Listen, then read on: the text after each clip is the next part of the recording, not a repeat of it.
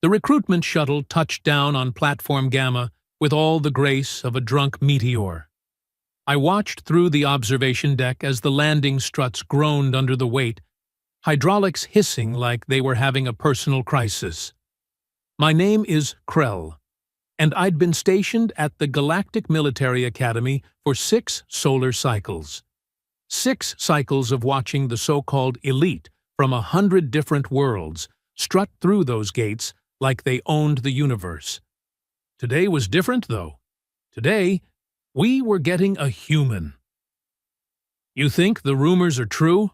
Vask asked, his 3 eyes blinking in sequence. He was Torgelian, built like a walking tank made of muscle and bad decisions. "About what? That they eat their own young? That they wrestle predators for fun?" I clicked my mandibles in what passed for amusement among my people. "Come on, Vask. Half of what you hear about humans is propaganda, and the other half is probably them messing with us." The shuttle door opened with a hiss, and out stepped our new recruit.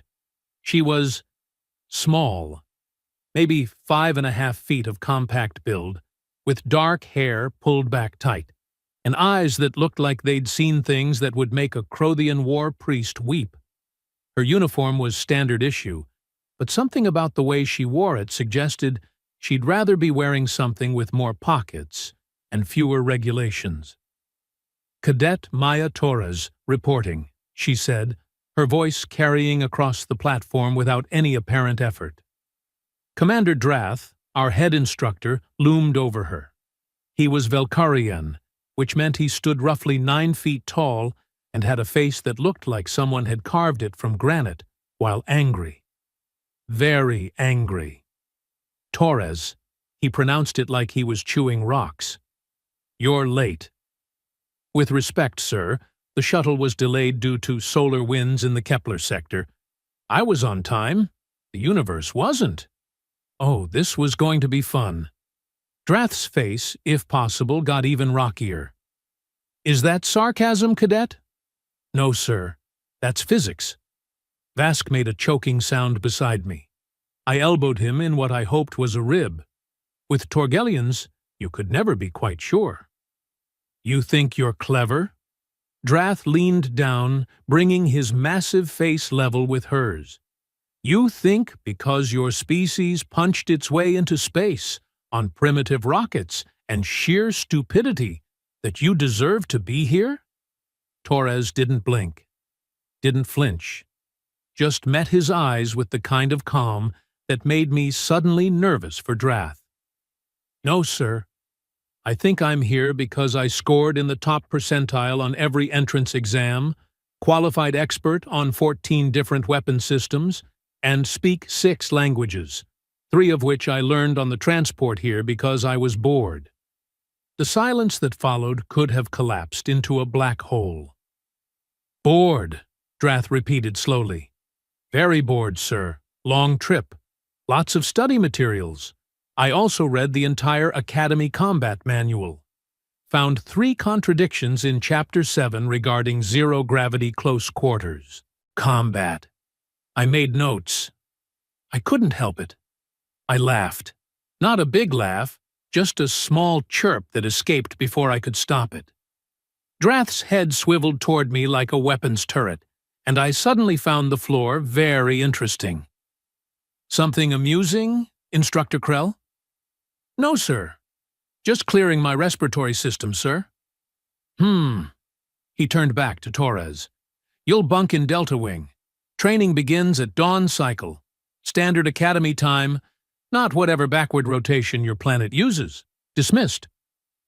Torres saluted, crisp and perfect, then grabbed her pack and walked past us without a second glance. As she passed, I heard her mutter under her breath, "Dawn cycle. Like I haven't been awake for 36 hours already." Vask waited until she was out of earshot. "I like her." "You like everyone who talks back to Drath." "True, but I really like her." The first week was, predictably, a disaster. Not for Torres, though. For everyone else. The Academy didn't coddle recruits. The philosophy was simple. Break them down, see what they're made of, then build them back up into something useful. Or wash them out. Mostly wash them out, honestly. Day 1 started with physical assessment. Standard stuff. Endurance run through the obstacle course, a maze of walls, pits, swinging barriers, and things specifically designed to hurt. Torres stood in line with the other recruits. There were 40 of them, representing 24 species. Gorvax the Mighty, a Drenthian who looked like he could bench press a shuttle. Lyra, a Sophon whose species evolved from avian predators and had reflexes that made Quicksilver look slow.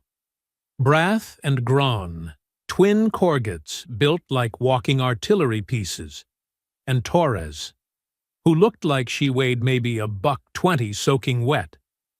"This is gonna be painful to watch," Vask muttered beside me. The course record was held by a Velkarian named Grend, the Unstoppable. 7 minutes, 32 seconds. Anything under 15 minutes was considered acceptable. Most recruits clocked in around 20. "Begin!" Drath's voice boomed across the field. They exploded forward. Gorvax took an early lead, his massive legs eating up ground. Lyra was airborne half the time, using her wings to clear obstacles. The twins moved like synchronized machines. Torres started at a steady jog. "What's she doing?" Vask asked. "Being smart, maybe."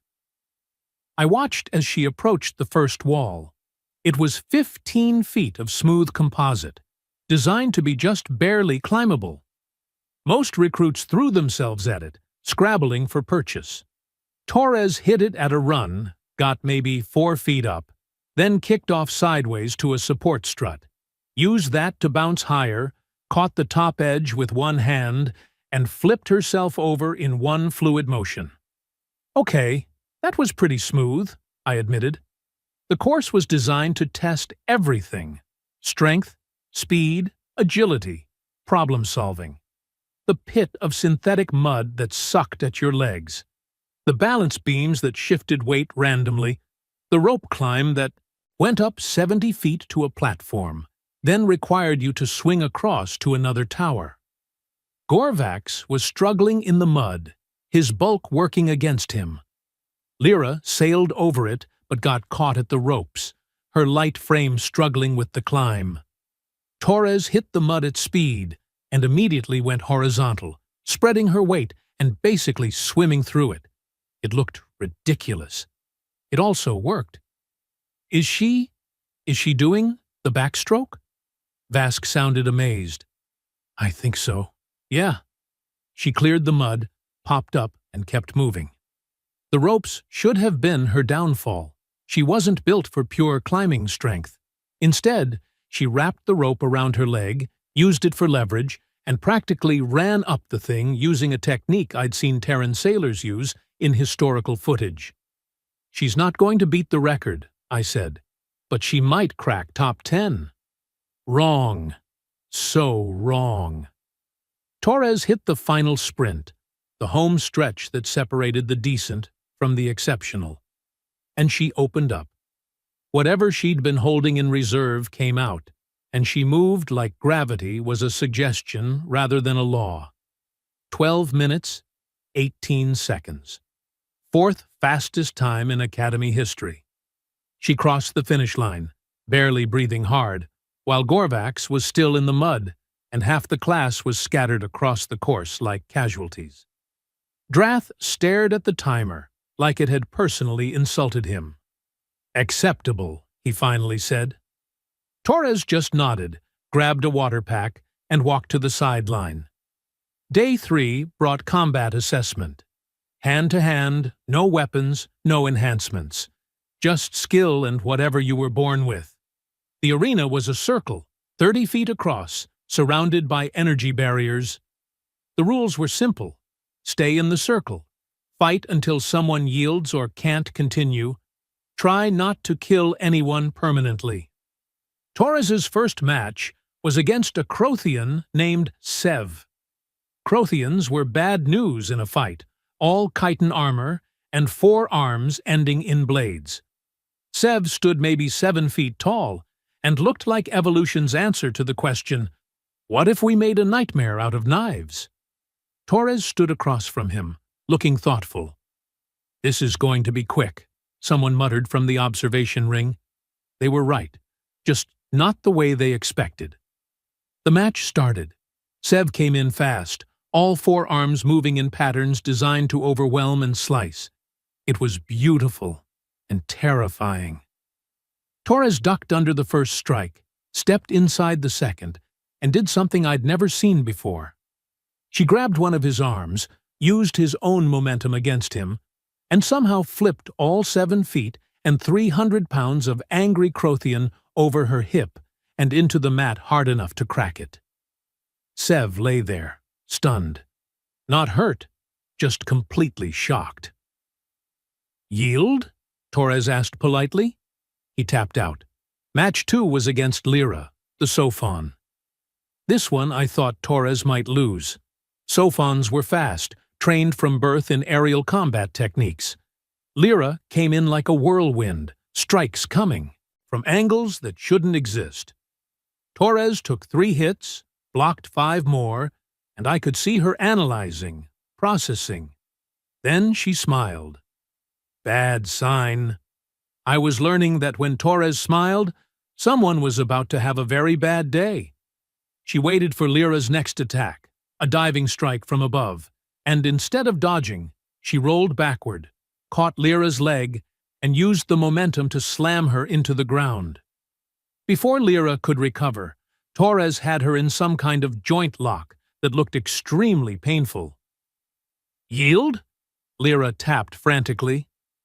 By day 5, no one wanted to fight Torres. She's not even that strong, Brath complained at mess hall. I watched her struggle with the weights in strength training. She's average, maybe below average for her size. Yeah, but she's fast, Gron countered, and she thinks 3 moves ahead.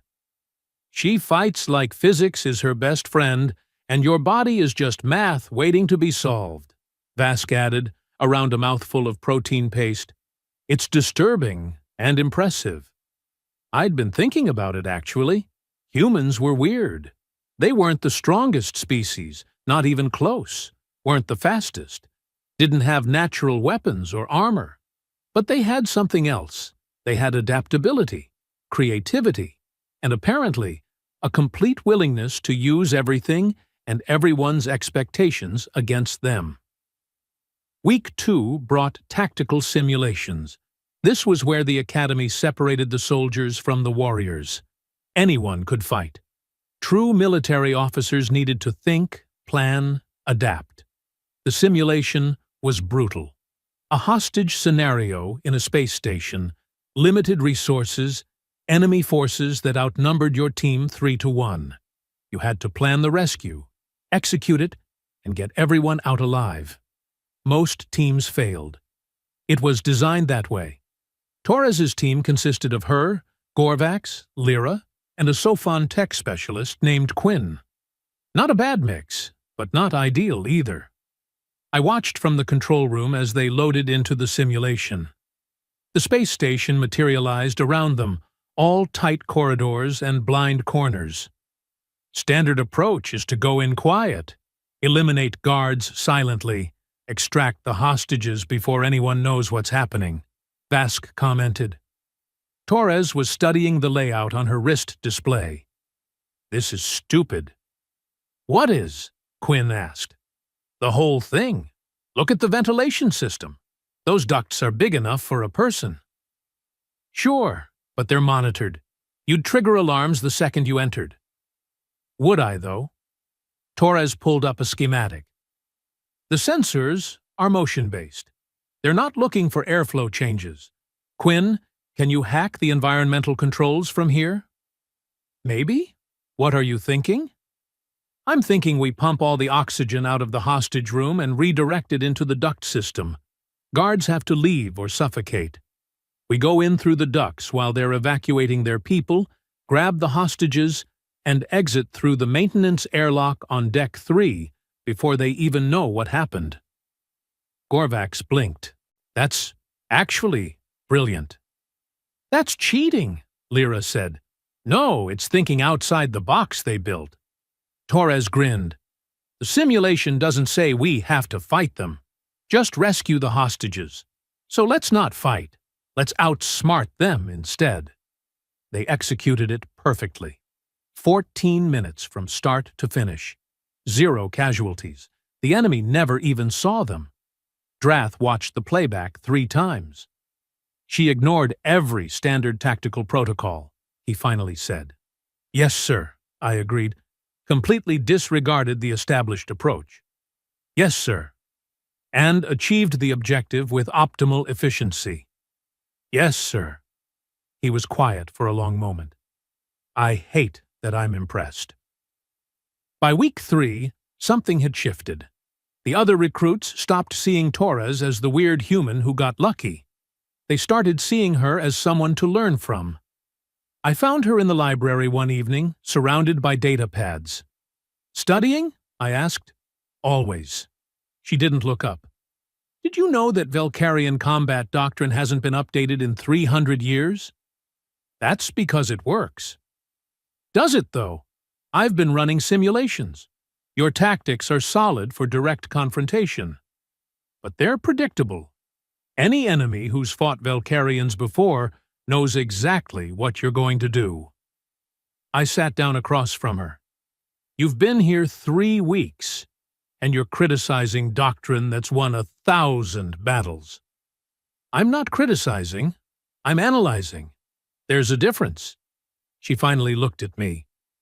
Commander Drath said something the first day about my species punching into space on primitive rockets and sheer stupidity.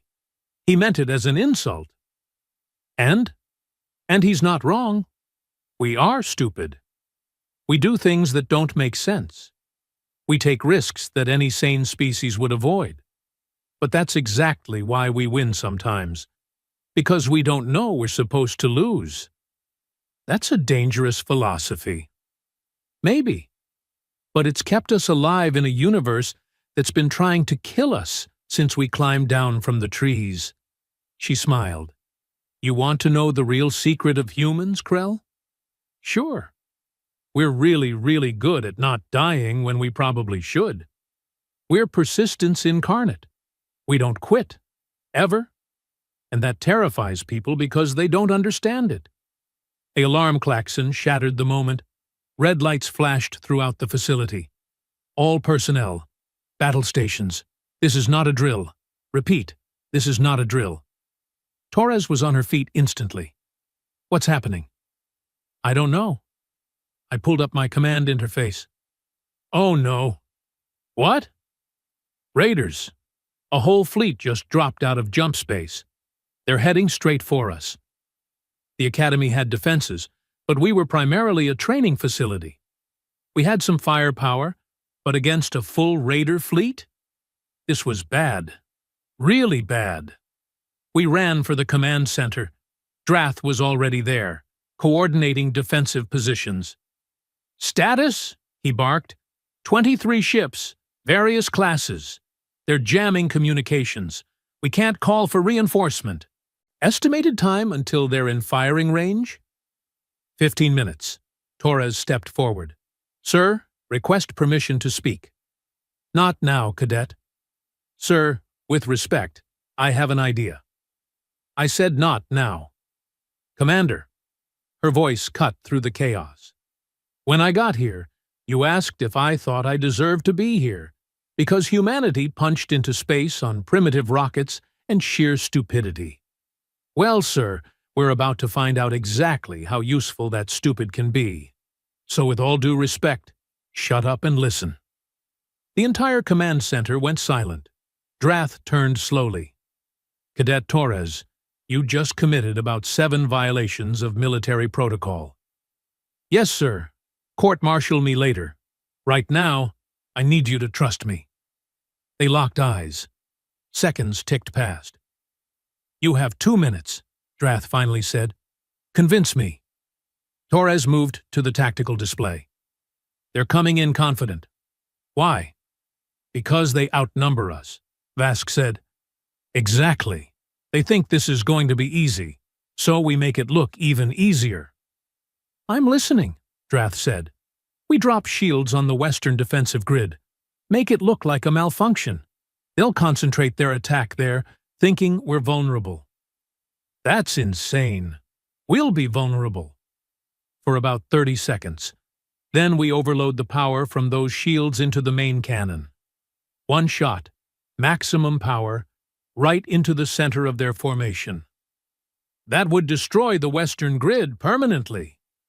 Yes, sir, but it might just save all our lives. Another alarm.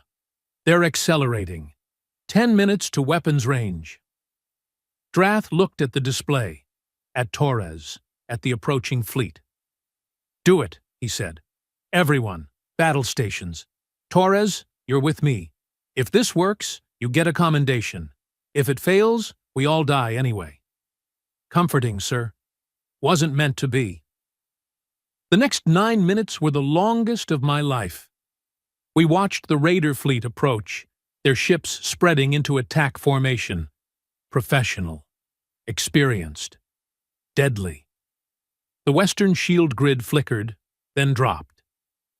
They've spotted it, the sensor officer reported. They're adjusting approach.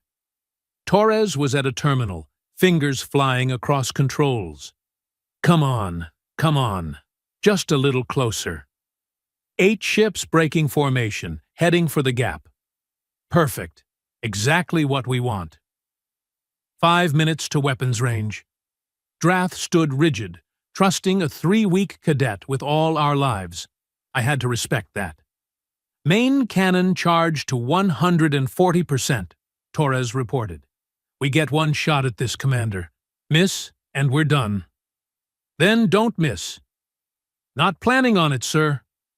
The Raiders entered weapons range. Their forward ships opened fire, testing our defenses. Now, Drath ordered. Torres slammed her hand down. The Academy's main cannon was designed for anti-capital ship warfare. Normally, it fired at 60% capacity to avoid burning out the systems. Torres had pushed it to 140. The beam that erupted from the facility was like a star being born. It carved, through space, through the lead Raider ship, through the 3 ships behind it, and kept going until it dissipated somewhere past the moon. The explosion was visible from the surface. Direct hit, someone shouted. 4 enemy ships destroyed, 2 more heavily damaged. The remaining Raiders scattered, their perfect formation breaking apart into chaos. Hit them while they're confused, Drath commanded. All batteries, fire at will. The battle lasted another 20 minutes. Without their numerical advantage and their command ship, the Raiders broke and ran. We'd won. Barely. Torres slumped in her chair, the adrenaline crash hitting her hard. Did that actually work? Cadet Torres, Drath said. She stood, swaying slightly. Sir? That was the most reckless, dangerous, idiotic plan I've ever seen executed in 40 years of military service. Yes, sir. It also saved approximately 4,000 lives. Thank you, sir. Don't thank me yet. You destroyed a multi-million credit defensive grid and violated so many safety protocols I've lost count. He paused. You'll be written up for commendation and simultaneously court-martialed for the violations. Congratulations. That seems fair, sir. After the adrenaline faded and the damage reports came in, I found Torres on the observation deck, staring out at the stars. Hey, I said. Hey, yourself. That was insane. Yep. You could have gotten us all killed. Yep. So, why'd you do it? She was quiet for a moment. Because someone had to. And everyone else was thinking about what they should do, what the regulations said, what the proper tactical response was. Me? I just thought about what might work. Humans, I said, shaking my head. Yeah, We're a problem." She smiled. "But we're your problem now. Commander Drath wants to see you tomorrow. Something about your permanent assignment here." "Permanent?" "He's recommending you for the Advanced Tactical Program. Says you have, quote, the most aggravatingly effective mind for unconventional warfare he's ever encountered." "I'll take that as a compliment." "You should. Coming from him, it is." We stood there in silence, watching the stars. Somewhere out there, the Raider fleet was licking its wounds, probably wondering what the hell had just happened. "Krell?" Torres said. "Yeah?" "That question Drath asked me. About whether I deserve to be here. What about it?" "I've been thinking about it, and I've decided the answer is no." I looked at her, surprised. "I don't deserve to be here," she continued. "None of us do. Deserve has nothing to do with it. We're here because we choose to be. Because someone has to stand between the people who can't fight and the people who want to hurt them. That's not about deserving. That's about duty." "That's very philosophical for someone who just blew up 4 ships. Hey, I contain multitudes. Apparently." 3 months later, Torres had become something of a legend. Not the good kind that gets statues. More, the kind that makes instructors nervous when her name appears on class rosters. She'd formed what Vask called the Chaos Squad, though Torres insisted on calling it the Tactical Innovation Group. 12 recruits from 8 different species, all handpicked by her. All slightly unhinged in ways that made Drath's eye twitch. I was observing their field exercise when everything went sideways. "All right, people, listen up," Torres addressed her team in the briefing room. "Today's scenario is planetary defense. We're outnumbered, outgunned, and Command expects us to hold the line for 6 hours until reinforcements arrive." Gorvax raised a massive hand. "What's the actual objective?" "Survive. Keep civilian casualties below 20%. Maintain control of the primary spaceport." "Sounds straightforward," Lyra said, which was her way of saying it sounded impossible. "It's not." Torres pulled up a holographic map. "The terrain is garbage for defense. 3 approach vectors, minimal cover, and they've got air superiority. By the book, we lose in 90 minutes. "So, we're not going by the book," Quinn finished. "Have we ever?" The simulation loaded. Torres's team materialized on a dusty red planet, wind howling across barren rock formations. The spaceport sat in a valley, tactically the worst possible position. "Enemy forces incoming," the computer announced. "Wave 1 arrives in 10 minutes. "Quinn, I need you on the spaceport control systems," Torres ordered. "Lyra, take your fire team to the eastern ridge. Gorvax, you're with me. Everyone else, scatter to your assigned positions. And remember, if this looks stupid but works—" "It's not stupid," the team chorused. I watched from the control room alongside Drath and a visiting admiral named Korsov. She was Tyrellian, species known for producing some of the finest strategic minds in the galaxy. She'd come to evaluate Academy training protocols. "Unconventional team structure," Korsov observed. "That's one word for it," Drath muttered. The enemy appeared on sensors. 30 armored vehicles, air support, approximately 200 infantry, against Torres's 12. "They're not even setting up defensive positions," Korsov noted with disapproval. "What are they doing?" Torres and Gorvax were at the spaceport, working on something. Quinn was inside the control tower. The rest of her team was spread across the ridges, in what looked like random positions. "Computer, give me a comm line to Torres," I requested. "Cadet, what's your plan here?"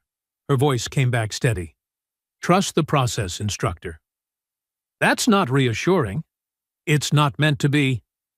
The enemy force split into 3 groups, exactly as predicted. They began their advance on the spaceport from multiple angles. 5 minutes to contact, the computer announced. Torres was still at the landing pads, directing Gorvax to move cargo containers, building what looked like a ramp, a very specific ramp. "Oh no," Vask said beside me. "I know that look. She's about to do something incredible or catastrophic." "Why not both?" I suggested. 2 minutes to contact. "Quinn, status?" Torres called out. "Control systems are mine. Gravity plating is responding. This is either genius or we're all going to die embarrassed." "I'll take those odds. Everyone, on my mark, execute Phoenix Protocol." Drath leaned forward. "What's Phoenix Protocol?" "I have no idea, sir." 1 minute to contact. The enemy forces converged. Their air support screamed overhead, preparing attack runs. Ground forces moved with professional precision. "Mark!" Torres shouted. Multiple things happened simultaneously. Quinn reversed the gravity on landing pad 3. Not turned it off, reversed it. The cargo containers Torres had positioned went flying upward like massive projectiles, slamming into 2 of the enemy aircraft. They went down in fireballs. Lyra's team on the eastern ridge opened fire, but not at the enemy. They shot the cliff face above them, triggering a controlled rock slide that blocked the eastern approach entirely. The western team did something even stranger. They'd rigged fuel cells from the spaceport into improvised explosives and buried them in the sand. When the enemy armor rolled over them, the entire western approach erupted in a chain reaction of explosions. That left the southern force, still at full strength, pouring toward the spaceport. Torres and Gorvax were on the ramp she'd built, and Gorvax was holding one of the spaceport's cargo shuttles. Not in it, holding it, on his shoulders. "You're kidding," Korsov breathed. "She's not," Drath said, sounding resigned. Torres had turned the ramp into a launch platform. Gorvax, with his absurd strength, hurled the entire shuttle at the approaching southern force like the world's largest bowling ball. The shuttle tumbled end over end, crashed into their formation, and scattered armored vehicles like toys. The explosion took out half their force in one shot. "All teams, converge on remaining hostiles. Let's clean this up." The fight lasted another 20 minutes. Torres's team moved like they shared one brain, covering each other, adapting to every change. When the simulation ended, they'd achieved total victory with 0 casualties and held the spaceport. Civilian losses? 0%. The hologram faded. Torres's team stood in the training room, breathing hard but grinning. Admiral Korsov was silent for a long moment. "That was the most absurd tactical performance I have ever witnessed," she finally said. Torres stiffened. "Yes, ma'am. You violated at least 15 established protocols, used equipment in ways specifically prohibited by safety regulations, and threw a spacecraft at the enemy like a primitive throwing a rock. In my defense, ma'am, it was a really big rock. Cadet Torres, do you think war is a joke?" "No, ma'am. I think war is hell. But I also think if we're not willing to be creative, we're just throwing lives away, following rules, the enemy." "Already knows," Korsov studied her. "You're human." "Yes, ma'am. I've read the reports about your species, how you fought a war against yourselves for thousands of years, how you weaponized everything from horses to atoms, how you turned orbital mechanics into a weapon before you even left your home system." "We're overachievers, ma'am." "You're dangerous." Korsov approached Torres. "Your species looks at the universe and sees potential.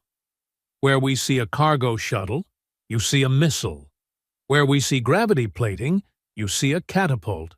Where we see established doctrine, You see suggestions to ignore. Is there a question coming, ma'am? Yes.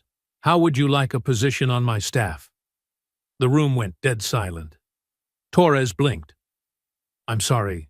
What? I'm assembling a special operations unit. Mixed species, unconventional warfare specialists. We handle situations where traditional military approaches fail. Based on what I just witnessed, you'd be perfect. Admiral, she's still a cadet, Drath interjected. Then promote her. Field commission. I have the authority. Korsov never took her eyes off Torres. Well, cadet, what do you say? I say I need to talk to my team first. Your team? Yes, ma'am, because if I go, they go, all of them. We work together, or not at all. Korsov smiled. It was not a comforting smile. I was hoping you'd say that. You have 2 hours to decide. Dismissed. Torres and her squad gathered in the rec room. The mood was tense. Special operations, Gorvax said slowly. That's serious business. Real combat, not simulations, Lyra added. People actually trying to kill us, Quinn finished. Torres nodded. Yeah, it's a lot. That's why I'm asking, not telling. Anyone who wants to stay here at the academy, finish their training the normal way, I completely understand. This is your call. What do you want to do? Gorvax asked. Honestly? I came here to learn how to fight, how to protect people. Korsov's offering a chance to actually do that, not just practice it. Torres looked at each of them. But I'm not doing it alone. We're a team. We stay a team, or I turn it down. Show of hands, Lyra suggested. Who's in? 12 hands went up. Instantly. No hesitation. Torres's eyes got suspiciously shiny. You're all idiots. Takes one to know one, Vask called from the doorway. And for the record, I'm coming too. Someone needs to keep you maniacs from getting killed. You're an instructor. I'm requesting a transfer. Turns out watching you people almost die in simulations has been the most fun I've had in years. Might as well make it real. 2 hours later, they stood before Admiral Korsov again. We're in, Torres said. All of us. Excellent. Report to Base 7 at 0600 tomorrow. We ship out for the outer reaches. What's the assignment, ma'am? Classified until we're underway. But I'll give you a preview. There's a pirate stronghold that's been raiding colony worlds for 2 years.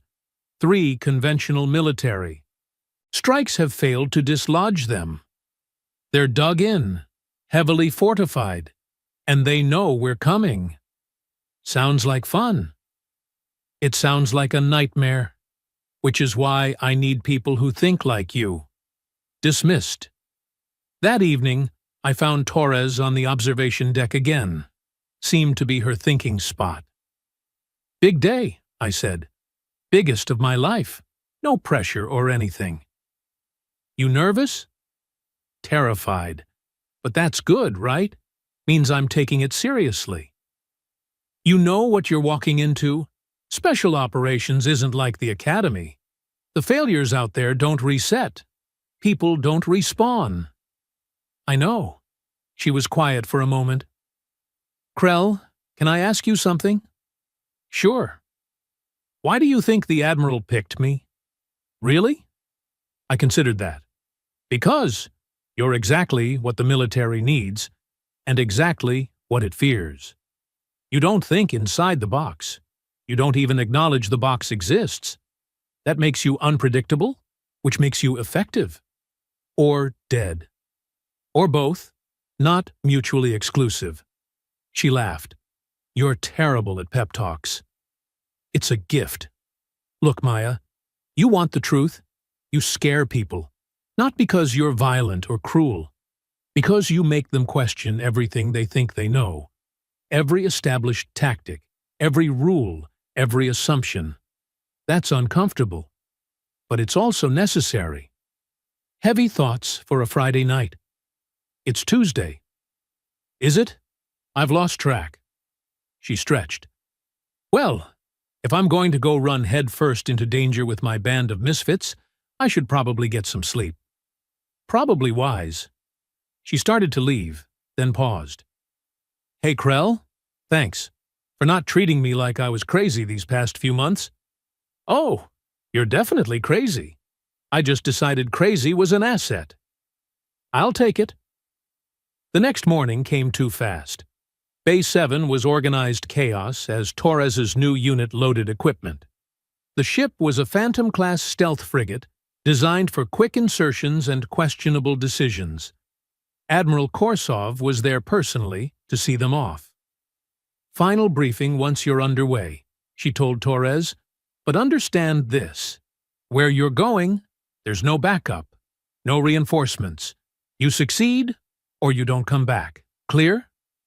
Crystal, ma'am. Good. Your call sign for this operation is Raven Squad. Try to live up to it. The squad boarded.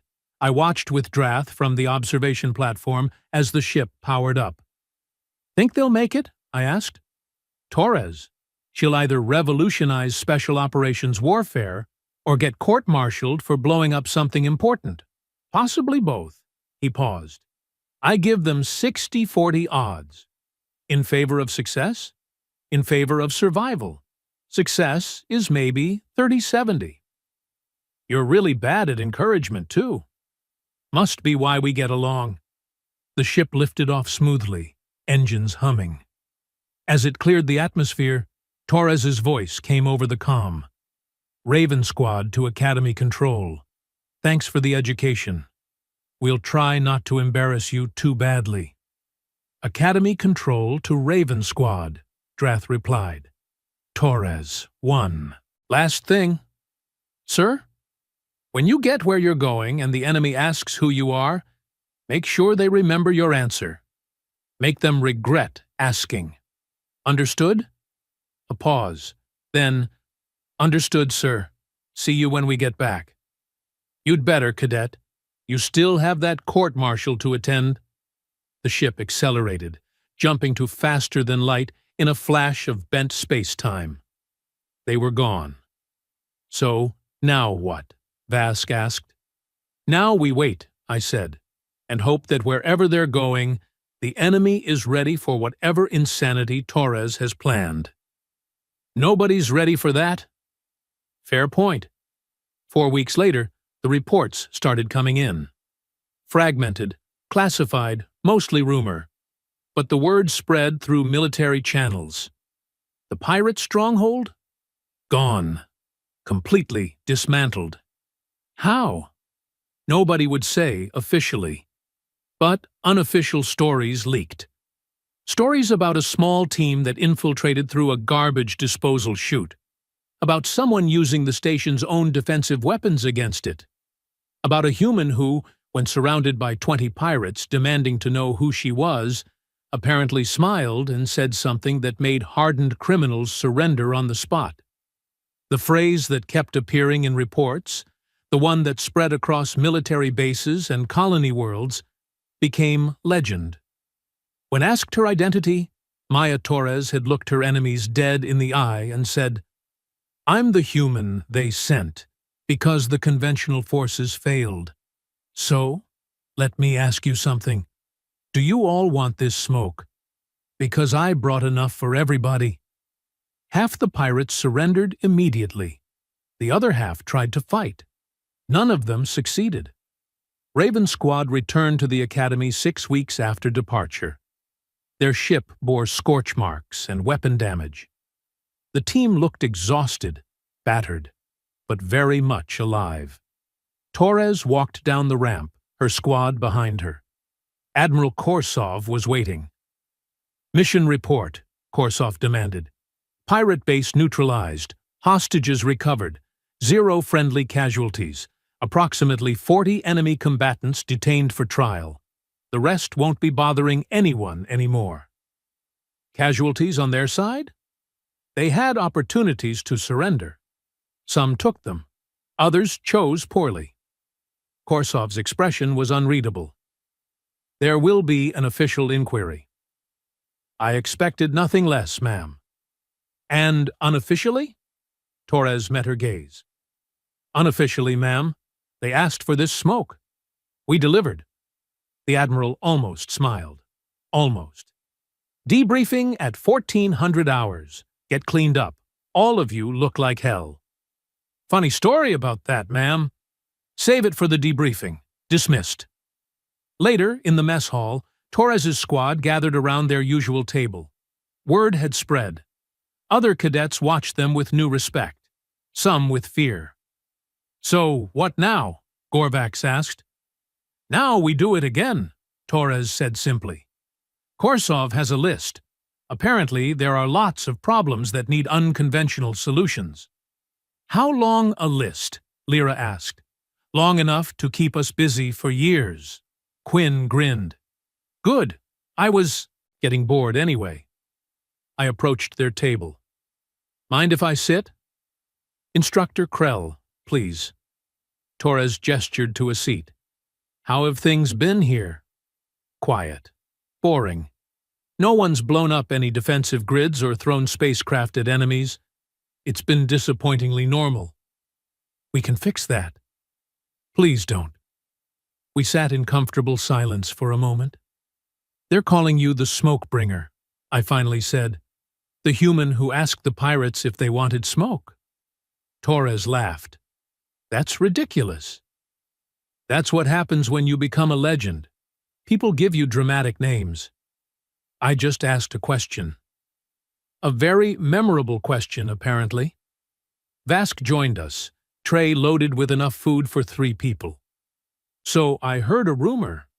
3 more pirate groups surrendered without a fight when they heard Raven Squad was coming for them next. Seriously? Torres looked stunned. Seriously. You've become what pirates tell their kids about to make them behave. Do your homework, or the smoke bringer will get you. That's the stupidest thing I've ever heard. Stupid or not, it's working. Colony raids in the outer reaches dropped 40% in the last month. Torres shook her head. We just did our job.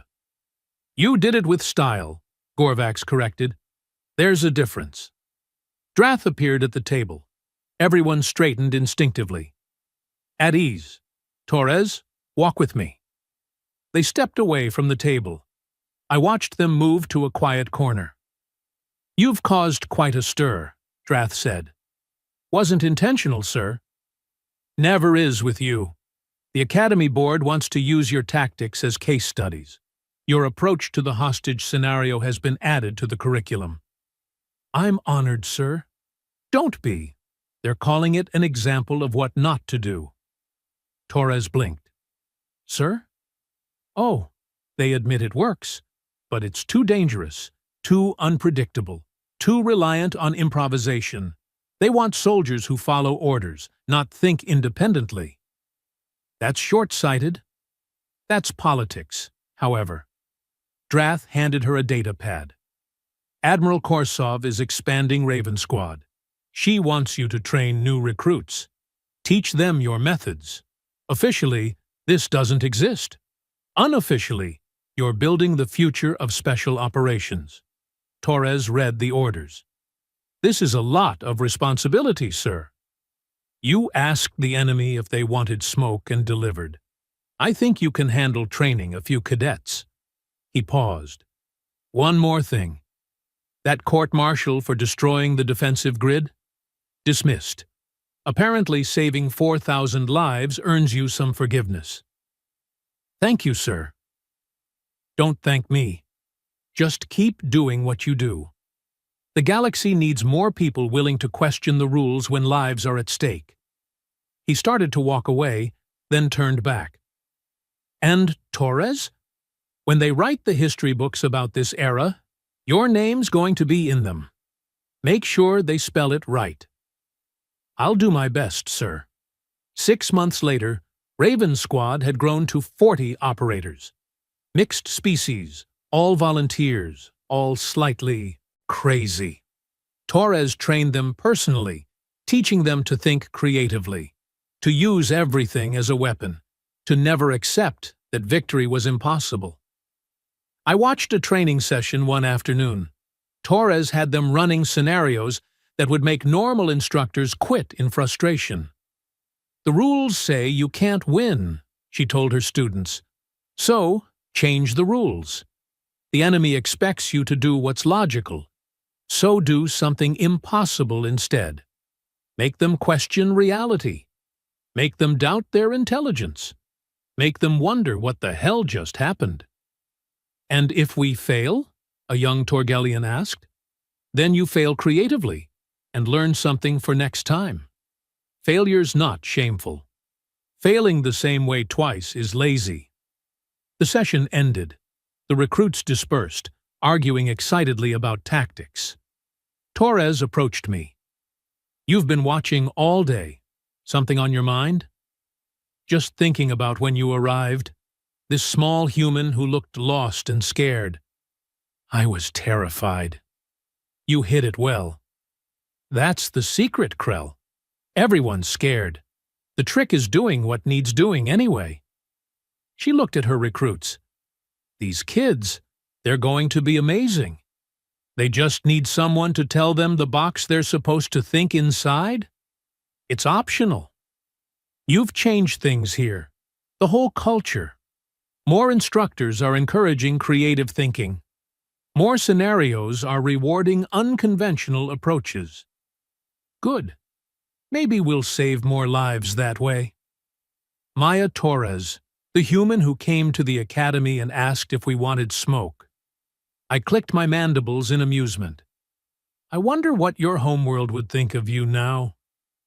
Probably that I'm still the weird kid who asked too many questions. Some things never change. True, but you're the weird kid who saved thousands of lives and revolutionized military doctrine. That's worth something. Maybe. Or maybe I just got lucky and convinced people to take chances. She grinned. Either way, it's been one hell of a ride. And it was. The human who came to the academy as one confused cadet had become a legend. Not through strength or speed or natural weapons, but through sheer creativity and the audacity to ask when facing impossible odds. "Do you all want this smoke?" The answer, it turned out, was usually no, but Maya Torres brought it anyway. Because that's what humans do. They bring the impossible. They question everything. And when the universe tells them they can't win, they smile and prove it wrong. One ridiculous, brilliant, terrifying decision at a time.